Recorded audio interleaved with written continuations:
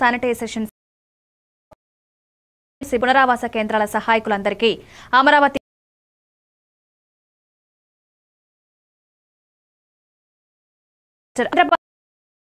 ముఖ్య కళ్యాణ్ నేతృత్వం NDRF SDRF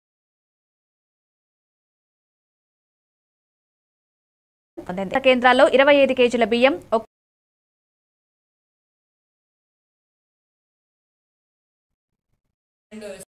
teams ని ఏర్పాటు చేశారు.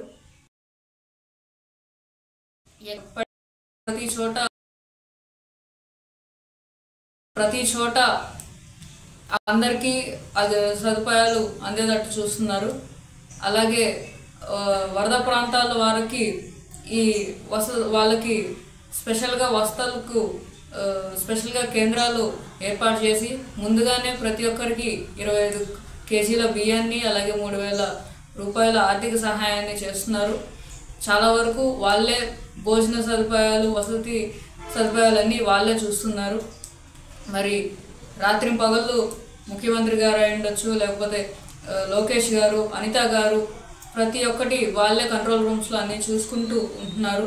అలాగే ఈరోజు కూడా మా ఈ ఏలూరు జిల్లా వరకు అలాగే అటు గోదావరి జిల్లా ప్రతి ఒక్కటి ఏరియల్ సర్వే చేస్తున్నారు. మరి ఇంత కష్టపడుతున్న మనందరి కోసం ఇంత కష్టపడుతున్న ప్రభుత్వానికి, ముఖ్యంగా నారా చంద్రబాబు నాయుడు గారికి మా తరఫున, మా గ్రామస్తుల తరఫున, అందరి తరఫున కృతజ్ఞతలు తెలియజేస్తున్నాను.